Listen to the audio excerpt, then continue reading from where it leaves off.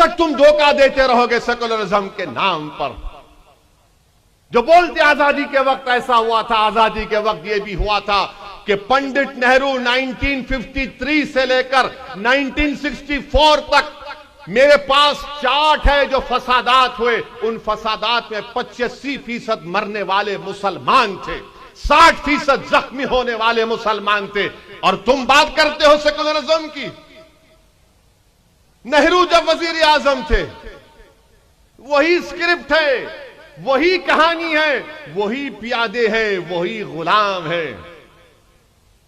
اور گالی اس وقت مولانا حفظ الرحمان کو، مولانا آزاد کو دی جاتی تھی. ریزرویشن کی جب بات ہوتی تھی تو آج اسد الدین اویسی کو اور امتیاز جلیل کو گالی دی جا رہی ہے. مگر میرے عزیز دوستوں اور بزرگوں، آپ کو سمجھنا ہے ان بات کو.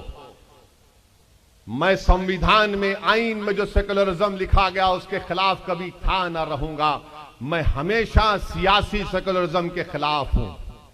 اس کو استعمال کیا گیا ہے مسلمانوں کو کمزور بنانے کے لیے، اس کو استعمال کیا گیا ہے مسلمانوں کو بے گھر بنانے کے لیے، اس کو استعمال کیا گیا ہے مسلمانوں کو فسادات کے بعد جیلوں میں ڈالنے کے لیے، اس کو استعمال کیا گیا ہے کہ مسلمانوں کو ٹیررزم کے قانون میں ڈال کر ان نوجوانوں کی جوانی کو برباد کرنے کے لیے، اس کو استعمال کیا گیا ہے کہ ہم کو طاقتور نہیں کمزور بنانے کے لیے، اس کو استعمال کیا جا رہا ہے تاکہ ہماری سیاسی قیادت نہ ابھرے.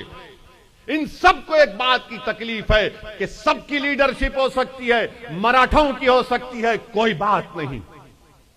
مراٹھوں کی لیڈرشپ ہو سکتی ہے، کوئی بات نہیں. بیکورڈ کلاس کی ہو سکتی ہے، کوئی بات نہیں. مگر کسی کی نہیں ہو سکتی تو دلت اور مسلمان اور آدیواسی کی پولیٹیکل لیڈرشپ نہیں ہو سکتی. سب کا لیڈر ہو سکتا ہے مگر مسلمانوں کا کوئی لیڈر نہیں ہو سکتا. اور میں کہہ رہا ہوں کہ میں لیڈر نہیں بننا چاہتا ہوں. اللہ گواہ ہے، میں اس پاک اولیاء اللہ کے آستانے کے سامنے کھڑے ہو کر کہہ رہا ہوں، اللہ میرے دل کا حال جانتا ہے. میں مسلمانوں کا لیڈر نہیں بننا چاہتا ہوں. میری زندگی اللہ جب تک مجھے زندہ رکھے گا، میری عین خواہش یہ ہے کہ تم لیڈر بنو، تم قائد بنو، تم سپہ سالار بنو.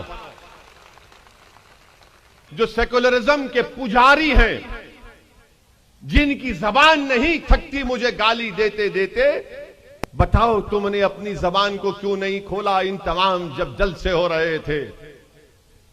گالی دو، مجھے الزام لگاؤ، کوئی فرق نہیں پڑتا کیونکہ میری خبر میں تم آنے والے نہیں ہیں، حشر کے میدان میں نہ تم آنے والے. مگر جتنا تم گالی دے رہے، یاد رکھو میں تو خوش ہوتا ہوں کیونکہ تمہارے